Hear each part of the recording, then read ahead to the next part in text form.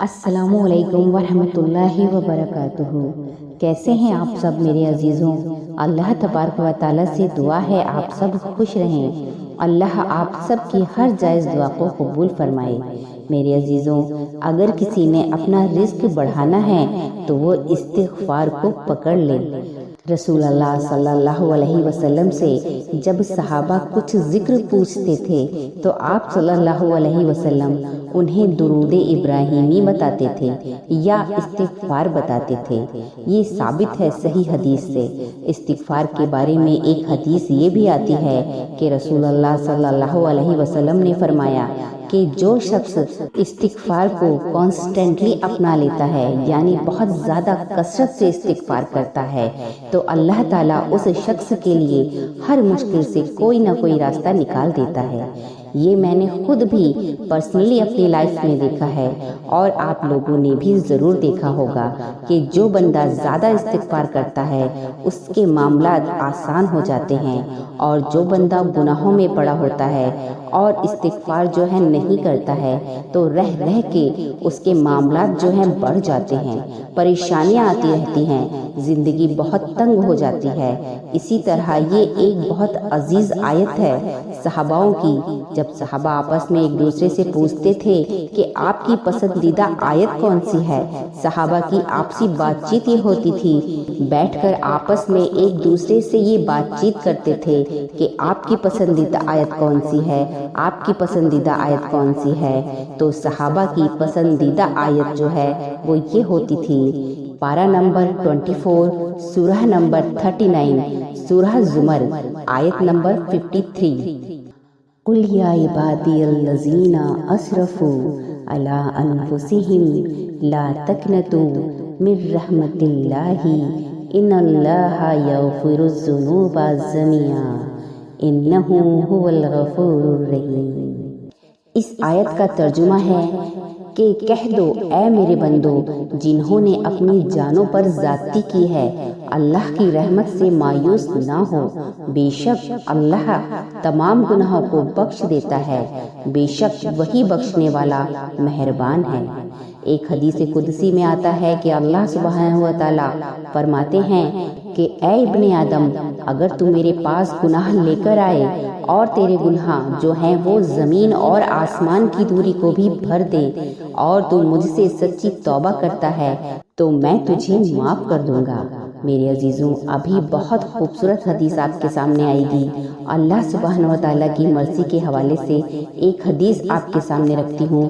علی ابن طالب رضی اللہ تعالیٰ عنہ نے کہا، یہ المستدرک کی حدیث ہے، صحیح ہے علامہ البانی سے۔ علی ابن طالب رضی اللہ تعالیٰ عنہ فرماتے ہیں کہ اللہ کے نبی صلی اللہ علیہ وسلم فرماتے ہیں، لا الہ الا انت انی قد ظلمت نفسی فاغفر لی ذنوبی انہ لا یغفر الذنوب الا انت۔ دعا کا ترجمہ کیا ہے کہ اے اللہ، تیرے سوا کوئی عبادت کے لائق نہیں، بے شک میں نے اپنے آپ پر ظلم کیا، میرے گناہوں کو معاف کر دے، کیونکہ گناہوں کو تیرے سوا کوئی معاف نہیں کر سکتا۔ اسی سے ریلیٹڈ ایک اور حدیث ہے، صحیح بخاری کی حدیث ہے کہ جب ایک گناہگار شخص اللہ سے اپنے گناہوں کی معافی مانگتا ہے تو اللہ کو اس طرح کی خوشی ہوتی ہے کہ جیسے ایک انسان جس کا اونٹ ریگستان میں کھو گیا اور وہ شخص اپنے اونٹ کو ڈھونڈ رہا تھا، اور اس اونٹ میں اس کا سارا سامان تھا، اس اونٹ پر پانی بھی تھا، باقی دیگر سامان سب اسی پر تھا، اور اچانک اس شخص کو دور سے وہ اونٹ آتا ہوا نظر آتا ہے۔ تب وہ شخص خوشی میں آپے سے باہر ہو کر وہ شخص کہتا ہے کہ اے اللہ میں تیرا رب ہوں اور تو میرا بندہ ہے۔ یہ الفاظ، یہ لفظ خوشی میں نکل جاتے ہیں اس شخص کی زبان سے، یعنی خوشی میں وہ شخص اس طرح کے الفاظ کہہ دیتا ہے تو اللہ تعالیٰ کو اسی لیول کی خوشی ہوتی ہے کہ جب کوئی گناہگار بندہ اللہ سے بات کرتا ہے، جب کوئی گناہگار بندہ اللہ سبحانہ و تعالیٰ کو پکارتا ہے۔ ہمیں تو شیطان نے اتنا وسوسہ ڈالا ہوا ہے کہ تیرے تو اتنے گناہ ہیں، تو اتنا گناہگار ہے، تو اس قابل ہی نہیں کہ اللہ تعالیٰ تک تیری بات پہنچے، یا اللہ تجھے رپلائی کرے، یا اللہ تیری بات سنے۔ پر حدیث تو ان باتوں سے پوری طرح الگ ہے۔ حدیث میں ہے کہ جب گناہ گار بندہ اللہ سے بات کرتا ہے، اللہ سے توبہ کرتا ہے، استغفار کرتا ہے تو اس پر اللہ کو زیادہ خوشی ہوتی ہے۔ اسی لیے اللہ نے اپنے عرش پر لکھوایا ہوا ہے کہ بے شک میری جو نرمی ہے، میری جو محبت ہے، میری جو مرضی ہے وہ میرے غصے پر حاوی ہے، وہ میرے غضب پر حاوی ہے۔ اور ایسا ہی ہے میرے عزیزوں، اگر ہم اپنی زندگی کے معاملات دیکھ لیں، اگر اللہ ہمیں ہمارے گناہوں پر فوراً پکڑ شروع کر دے تو شاید ہم میں سے کوئی بھی زندہ نہ بچے، شاید ہم میں سے کوئی بھی اس زمین پر چل نہ سکے۔ لیکن اللہ ہمیں کتنے موقع دیتا ہے، کتنے موقع دیتا ہے اللہ نے۔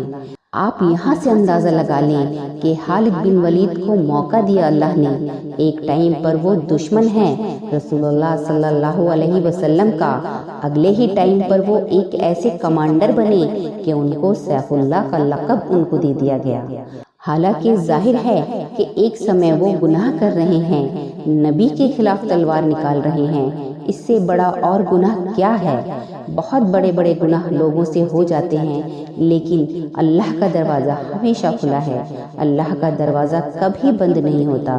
انسان خود اپنے دروازے بند کرتا ہے، اللہ کبھی اپنے دروازے بند نہیں کرتا۔ میرے عزیزوں، توبہ ایک بہترین عمل ہے، بڑا عمل ہے، یہ ہمارے باپ کا عمل ہے، حضرت آدم علیہ السلام کا عمل ہے۔ تو یہ بہت ضروری ہے کہ ہم زیادہ سے زیادہ استغفار کیا کریں، کوئی بھی استغفار جو بھی آسان لگے، ہر وقت اٹھتے بیٹھتے چلتے پھرتے استغفر اللہ استغفر اللہ استغفر اللہ یہی پڑھتے رہیں، یہ بھی کافی ہے۔ اللہ ہمیں کہنے سننے سے زیادہ عمل کرنے کی توفیق عطا فرمائے، آمین ثم آمین۔ السلام علیکم ورحمۃ اللہ وبرکاتہ۔ اللہ حافظ۔